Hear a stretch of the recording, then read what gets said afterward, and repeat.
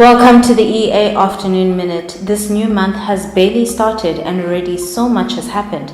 From the funeral of Thoriso Themane, an upcoming fuel price hike, to South Africa having Babes Wodumo's back. So without further delay, let's have a look at what the ministers of South Africa had to say regarding these issues.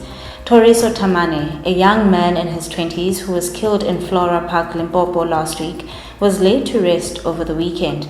Minister of Police Bheki Cele was also at the funeral and declared that the culprits would be dealt with. 9 people were arrested in connection with his murder, 6 of which are minors. They appeared at the Polokwane Magistrates Court this morning, while members of the community stood outside the court with pickets calling for justice. Jeff Gadebe, the Minister of Energy, announced that fuel prices would rise this week. From Wednesday, petrol will go up by 74 cents per litre, while diesel will increase by 91 to 93 cents per litre. Minister of Arts and Culture Nathi Mthethwa tweeted the reaction of his department to the video of Durban Kwaito artist Mampintsha physically abusing his fellow artist and girlfriend Babes Wodumo. Mthethwa said the department condemned the Big Nas members' actions and called for Babes Wodumo to press charges.